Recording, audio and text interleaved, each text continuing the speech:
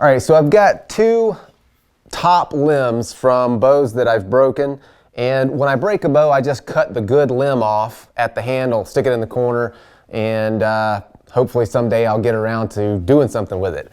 So that's what we're going to do today. We're going to take two of these bows that I've broken in the past, put them together with a takedown sleeve, and make one functional bow out of it. So the first thing we need to do is figure out what limb's going to be the top, what limb's going to be the bottom. Now for these two limbs that I have here, I'm kind of limited on that because one of them already has an arrow shelf cut into it. So this is obviously going to have to be the top limb. The other one does not have an arrow shelf, so we're going to make this the bottom limb. So I'm going to start with the top limb.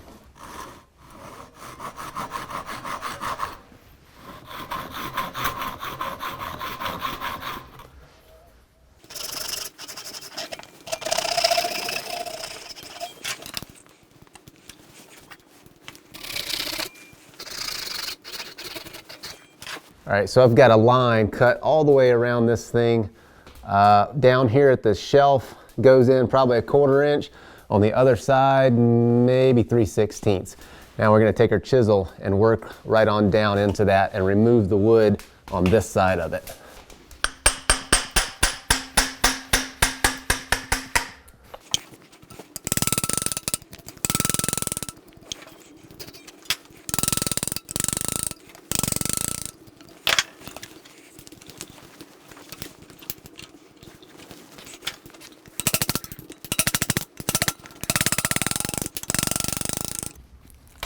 Need to be especially careful around this shelf, otherwise you'll knock it off.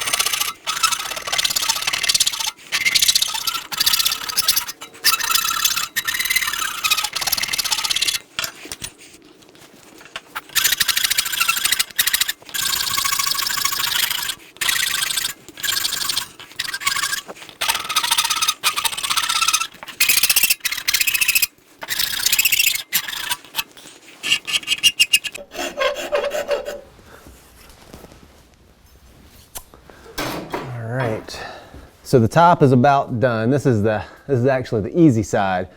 This one doesn't matter if it's flared out or bigger at the bottom, bigger at the top, doesn't matter. All right, so we'll go ahead and get started on the bottom limb. We're gonna start out kind of the same way. Run a line right around the handle.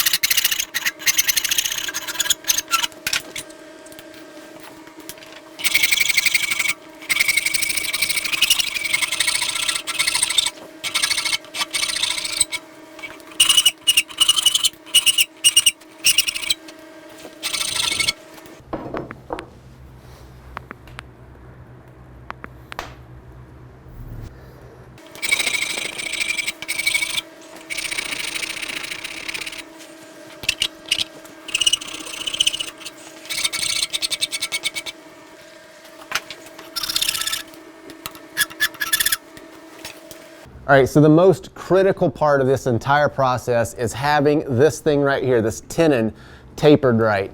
If you don't have it tapered, right, you're just going to make a one-piece bow. It's never going to come apart. If you taper it too much, when the bow is unstrung, you pick it up, the bottom limb just falls out. So having that thing as close to perfect as you can get it is going to pay for itself in the long run. So what I typically shoot for is a parallel belly side and back side. I want those two lines to be parallel, and then the sides right here, I want just a very, very slight taper from the butt down here, or the base, to up here towards the end of that thing. We're talking maybe 1.5 mils, 2 mils taper from the base to the tip here. So if you have locking calipers, you can just put it down here, and you can see as I slide it this way, it gets tighter, and so this thing's actually flared out down here, so I just need to take a little off this end right here.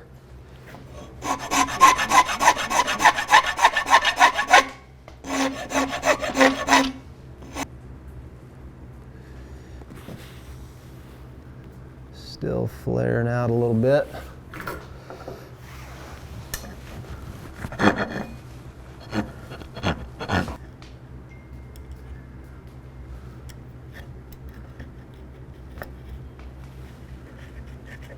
Got a little bit of a tight spot right in there. And I can't stress to you enough the importance of having this taper.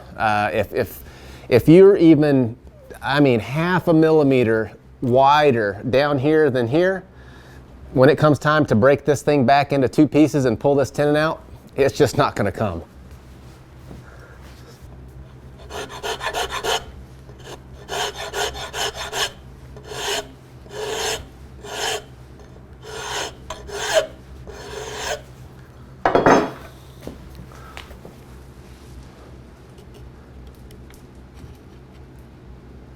So one little trick that you can use is to use your card scraper as a straight edge. You can kind of see if you have any dips.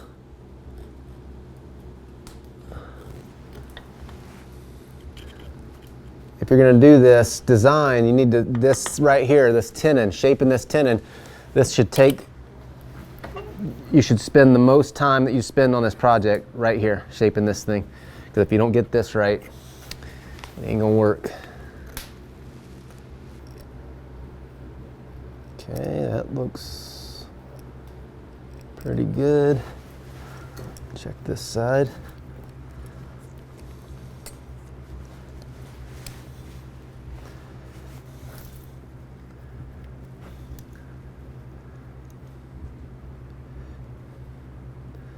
That looks pretty good. All right, so I'm going to go ahead and sand this down, smooth it out.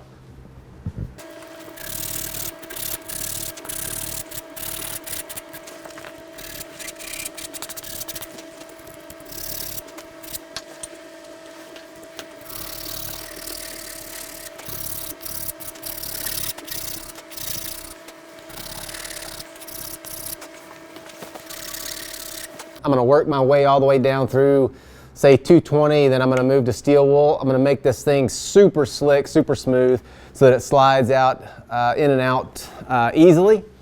But I'm also, while I'm doing that, I'm going to keep tabs on my taper, make sure that I don't mess that up. And then before we do the glue up, I'm just going to give it one final check just to make sure we haven't created any little dips or anything like that in there.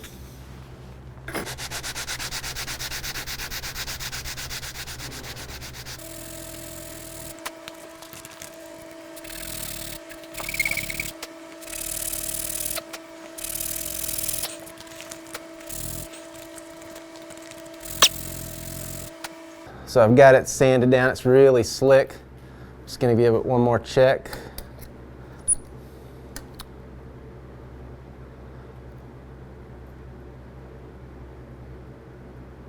Okay, perfect. So we got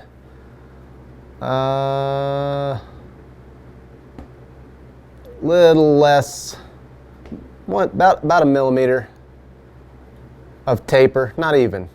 I'd say 0.5 mil of taper from here to here, and this side is, front to back is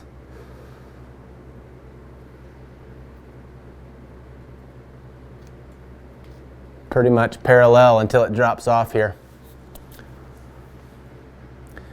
So we got that taken care of. The other big thing to look for, you need to put a straight edge on here and make sure there's no low spots or any kind of little dips or anything like that. Because if it gets low and then swells back out a little bit, this thing's you're gonna turn it back into a one piece. All right, looks good. All right, so there's one step for this build that I'm gonna skip that you may or may not want to do, and that's to add an end cap to this thing. So that's one of the things that I do with most of these that I build is I'll take just a very thin piece of wood going with the grain and just glue it here and then cut it and sand it so that you have a nice end cap. It just kind of dresses this thing up a little bit. It's not critical, it's kind of aesthetic. But the one functional use of that is if you do happen to drop this on the tenon, it's going to help to protect the tenon. So, you can add that thing if you want to. I'm not going to do it for this one. So, moving on, we're going to go ahead and take some of this Smooth On Universal Mold Release, and we're going to give this thing a good shot of this. Making sure that we get the whole thing coated. Good. I'm going to set this aside to dry for just a few minutes. All right, so while that mold release is drying, I'm just going to set up my jig that I use to set this thing up for wrapping. And you see I've got plastic over my vise. You're going to get epoxy everywhere. So, if making a mess is a big deal for you, you might want to use a plastic bag or something, just kind of tidy things up. I just don't want to get it on my vise because it'll gum everything up. So we can go ahead and set our top limb.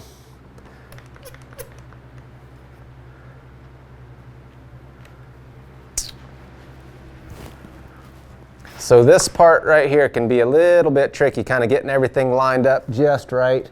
This one doesn't look like it's going to be too bad. Have to use some shims and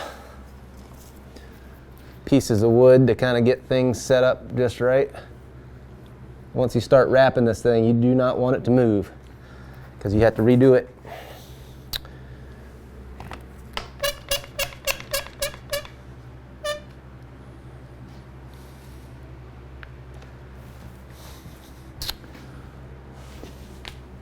It is not lined up.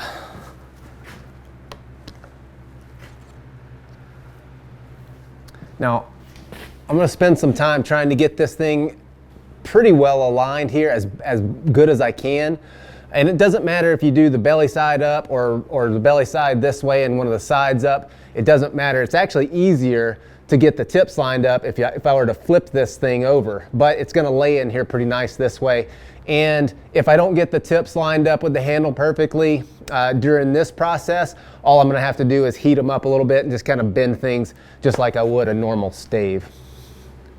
So that looks pretty good the way it is right there. I'm going to go ahead and get my glass and my epoxy mixed up. All right, so we're going to be wrapping this with a fiberglass cloth tape. This is 1 inch wide tape. You can get this stuff on Amazon for a couple bucks a roll. What I like to do is cut strips that are maybe 20, 24 inches or something like that. You get much longer than that and things start to get unwieldy. So we're going to cut a bunch of these things. We'll probably cut 50 strips of this length.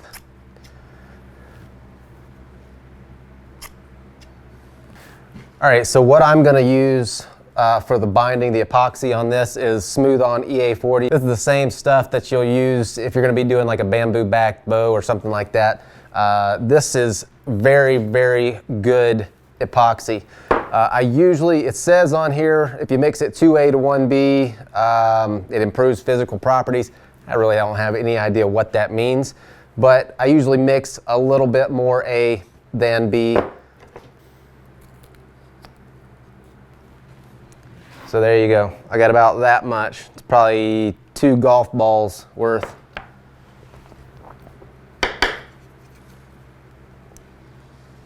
Mix in my catalyst, my hardener.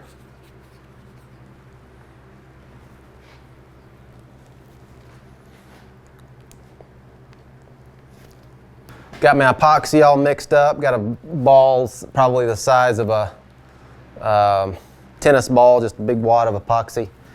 So I'm sure there's something better out there than EA40 to do this with, something that'll flow a little bit better. This stuff tends to be kind of thick and it can be a little bit hard to work into the fiberglass, but once you get it into the fiberglass, it works really, really well. But I'm sure there's some other more flowable epoxies out there that'll work probably better than this. This is just what I have, and so this is what we're going to use.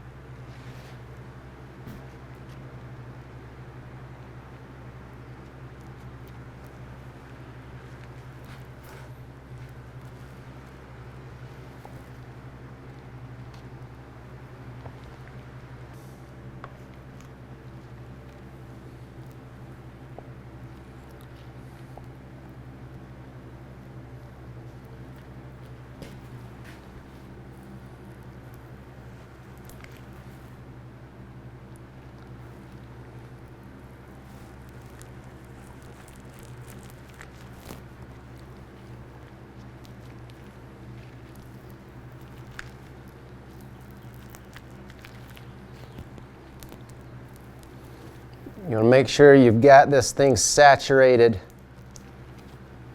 with this epoxy. And we're just going to come lay it on there and start wrapping.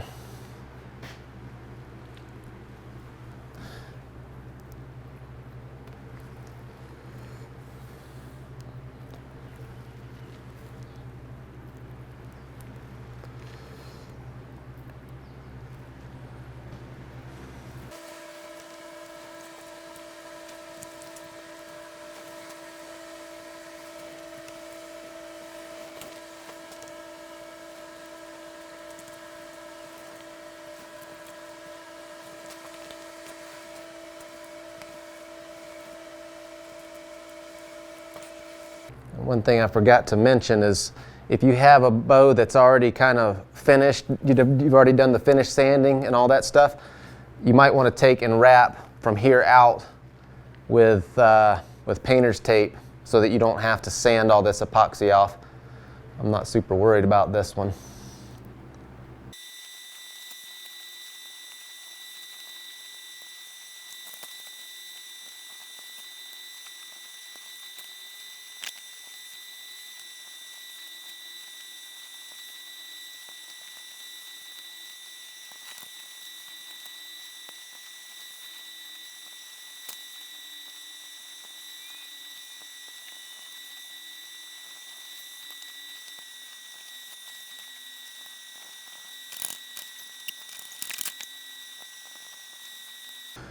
All right, that is done. So you can see what we've done is just we've built everything up to past where it was before. So we recessed that wood and we just replaced what was there with the epoxy and the fiberglass. Now we'll go ahead and make sure that we let this cure out for, I'd say, it really depends on the temperature. If you put it in a hot box, it could be done in as little as 6 to 12 hours. Out in the shop like this, I'm probably going to let it go for 24 hours or so, and then we'll come back to this thing and make it a two-piece. The one important thing about this is you put this somewhere that it is not going to get bumped, because if it gets bumped while it's curing, you're going to loosen up your fit in here and things just aren't going to fit right. All right, so our epoxy is cured out and we're ready to break this thing back into a two-piece bow. Now, right now the handle is real bulky and uncomfortable, but we're going to get to shaping that. But first thing we need to do is grind this down until we meet that line that we cut with our saw. I'll show you what I'm talking about here in just a sec. But when you're doing this, you want to be very careful not to take off more wood than you need to. I've got my belt sander set up outside here. You need glasses and some sort of face mask or respirator or something like that. This is fiberglass and you're going to be making very fine dust, so you don't want to be breathing this stuff.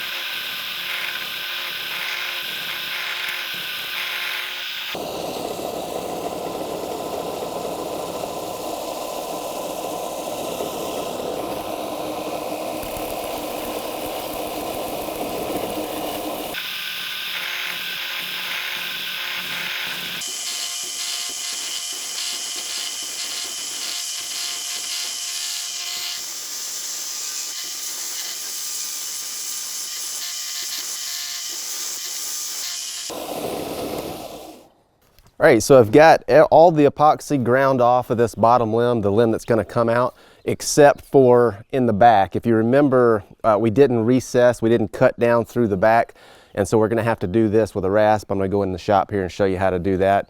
But once we get this extra little piece broken off here, we can go ahead and break that connection in there and hopefully pull that bottom limb out if we got our tenon right. All right, so I'm going to go ahead and take this extra little piece off here. I'm going to use my farrier's rasp to do that. And these rasps have a cutting edge on the side, and so you can lean it over and use the corner here to cut. And so I'm just going to take this line straight over the top.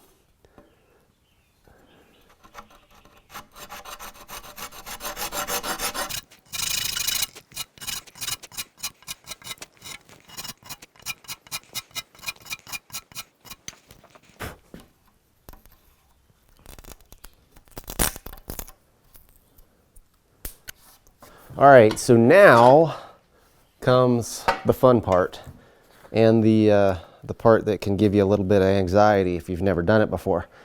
So we're going to break this. There's going to be a little bit of a seal or a little bit of glue action going on in here. You're going to have to break that bond, and to do that, you have to twist this thing, kind of bend it around. Make sure you're good and solid in your vise. Take hold to the bottom limb, the limb that's going to pop out. You hear it popping.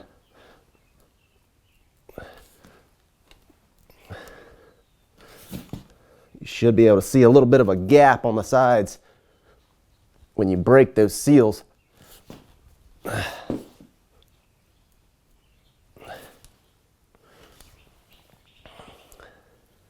See, I've got this side. I don't know about this side. Sometimes it can take a fair bit of pressure. So once you've got that broken, you just grab hold to this thing and start pulling back and forth. And if you tapered it right, it'll eventually pop out. If you didn't, you have to redo it.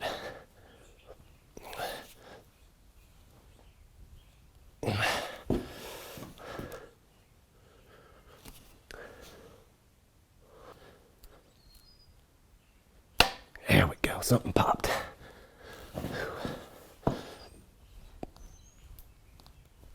Oh, come on. Whew. Good grief. Now we have a two-piece.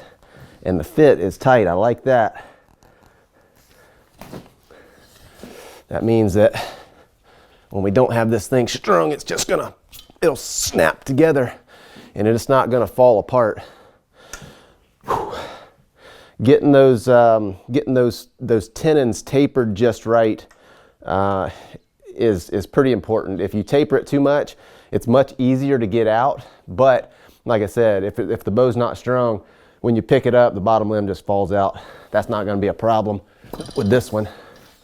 You hear that when I pulled it out. Perfect. Now we can go ahead and shape our handle up the way we want it.